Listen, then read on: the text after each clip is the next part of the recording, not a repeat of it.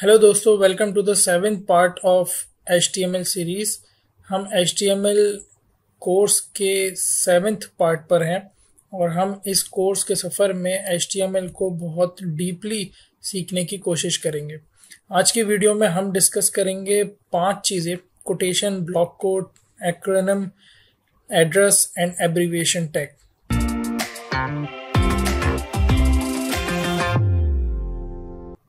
मैंने अपने right hand के ऊपर अपनी लाइव सर्वर ऑन किया हुआ है।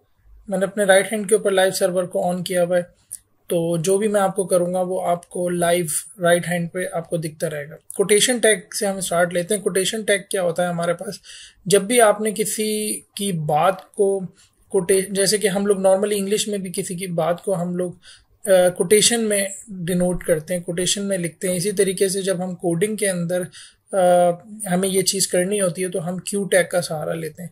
लेकिन इसको लिखेंगे कैसे? फॉर एग्जांपल हम पहले एक पी टैग ओपन करते हैं और हम पी टैग के अंदर वो वर्ड्स लिखते हैं जो हमने कोटेशन में नहीं लिखने, राइट? जो हमने कोटेशन नहीं है। जो फॉर एग्जांपल मैंने लिखा he said to me comma, और अब मैंने इसके अंदर एक क्यू टैग ओपन किया। क्यू टैग फॉर क्यू, जैसे कि मैंने आपको पहले भी बताया हुआ कि HTML बहुत आसान सी लैंग्वेज है। हर एक चीज़ के लिए आपके पास रेलेवेंट ही टैग्स बने हुए हैं। जैसे कोटेशन के लिए क्यू टैग बना हुआ है, तो ये ओपनिंग और क्लोजिंग टैग मेरे पास आ गया। अब मैं इसके अंदर जो भी कुछ लिखूंगा, फॉर एग्जाम्पल मैंने लिखा यू आर अ प्रोग्रामर,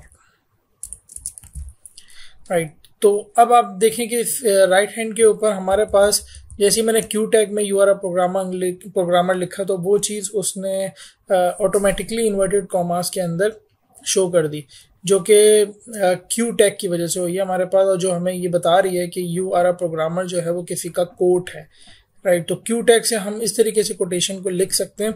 अगर आप चाहें तो पी टैग का बिना इस्तेमाल किए भी ये काम कर सकते हैं। आपकी पूरे वर्ड्स फिर कोटेशन में हो जाएंगे। मैं ही सेड टू मी को यहाँ पे कोटेशन में नहीं करना चाहता था, राइट?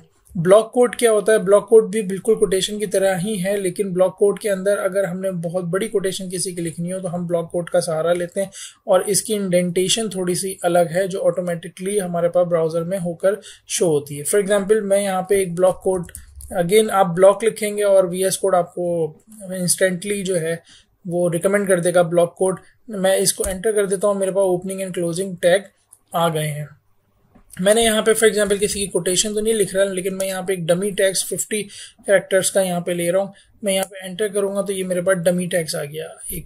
अब आप ये देखें यहाँ पे कि हमारे पास जो इसकी इंडेंटेशन है वो राइट और लेफ्ट की तरफ से अलाइन होकर सेंटर में बिल्कुल सेंटर अलाइन हो चुका है, यानी कि ये सेंटर में टैक्स आ चुका है, जिसकी राइट पे भी स्पेसिंग है ऑटोमेटिकली और लेफ्ट के ऊपर भी है। ये स्पेसिंग हम बाद में CSS की मदद से ख़त्म कर सकते हैं, लेकिन अभी फ़िलहाल ब्लॉक कोड ऑटोमेटिकली हमें राइट और लेफ्ट के ऊपर एक स्पेस प्रोवाइड कर रहा है, राइट? ब्लॉक कोड बिल्कुल इसी तरीके से है, लेकिन ये आपको इन्वर्टेड कॉमास प्रोवाइड नहीं करता, लेकिन ये बिल्कुल सेपरेट कर देता है आपके टेक्स्ट को, ताकि आपका जो ब्लॉक कोड है वो बिल्कुल अलग दिखाई दे कि ये टेक्स्ट दूसरे टेक्स्ट से अलग है, राइट? ब्लॉक कोड के अंदर एक साइटेशन हम यूज़ करते हैं कि ये टेक्स्ट आपने आखिर लिया कहाँ से है, तो उसके लिए साइट आप लिखेंगे एट्रीब्यूट, और एट्रीब्यूट लिखने का वही तरीका है, एट्रीब्यूट का नाम इज इक्वल टू और इन्वर्टेड कॉमास के अंदर मैंने लिख दिया फॉर एग्जांपल के, जैसे कि मिसाल के तौर पे मैं एग्जांपल के तौर पे लिख देता हूँ कि मैंने ये google.com से लिया।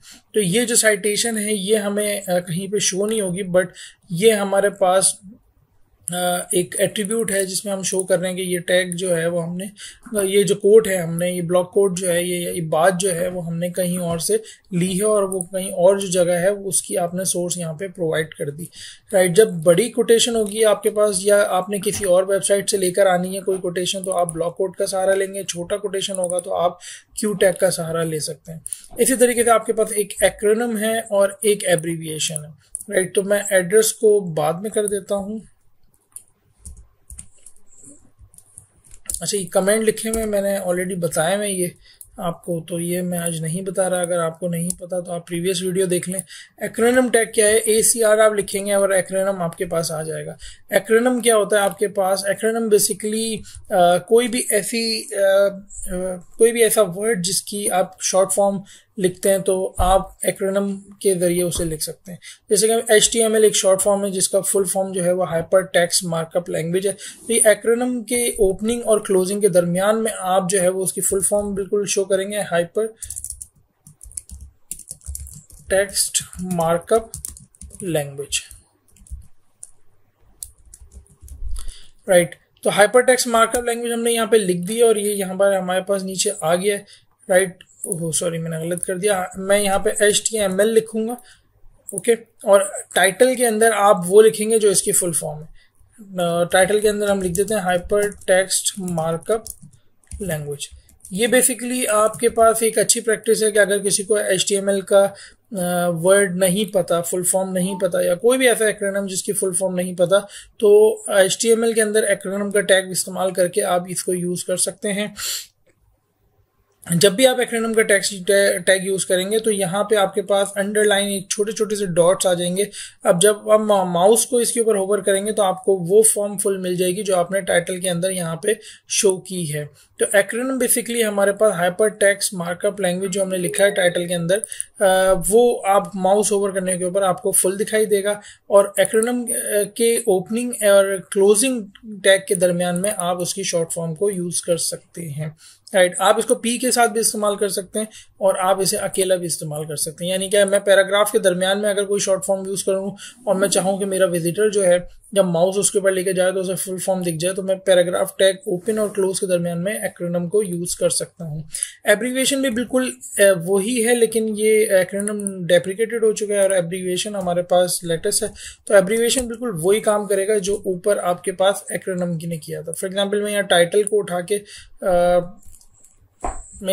को उठा के इसकी जगह पे लिख देता हूँ और मैं यहाँ पे इसको HTML को फुल फॉर्म, यहाँ शॉर्ट फॉर्म इसकी यहाँ पे मेंशन कर देता हूँ। तो देखें बिल्कुल दोनों के काम बिल्कुल वही हैं, कोई फर्क नहीं है। बस डेप्रिकेटेड का मतलब वो चीज़ें होती हैं जो पहले इस्तेमाल होती थी अब नहीं होती और अपडेट आने के बाद हमने छोड़ दी हैं, राइट। इसी तरीके से एक एड्रेस का टैग है आपके पास। एड्रेस का टैग जब आप यूज करेंगे तो एड्रेस के अंदर आप एड्रेस किसी का भी कोई मेंशन करना है आपको, तो वो आप एड्रेस के टैग के अंदर लिख सकते हैं। फॉर एग्जांपल मैं यहाँ पे लिख सकता हूँ 123 रोड। मैं एक डमी एड्रेस लिख देता हूँ, न्यूयॉर्क सिटी USA। मैंने यहाँ पे एक डमी टैग्स यहाँ पे प्रोवाइड कर दिया 123 road New York and New York city and USA। यहाँ डमी टैग्स प्रोवाइड कर दिया। ब्राउजर आपके हमेशा एड्रेस के टैग को इटैलिक में दिखाएगा, ये शो करने के लिए कि ये आपका एड्रेस है। हम इसके भी स्टाइलिंग चेंज कर सकते हैं CSS के जरिए, बट बाय डिफॉल्ट आपको एड्रेस जो है वो हमेशा आपको इटैलिक में ही मिलेगा HTML में। हम इसको चाहें तो बिल्कुल इसी तरीके से नॉर्मल कर सकते हैं जैसे ऊपर वाला आपके पास टैग मौजूद है। तो ये हमारे पास ये वो चीज़ें थी जो हमने आज की वीडियो में डिस्कस करनी थी। होप सो आपको समझ आई होंगी। अगर आपने अभी तक चैनल को लाइक नहीं किया है तो आप चैनल लाइक कर लें। मिलते हैं अगली वीडियो में एपिसोड नंबर 8 में। Thank you, good bye.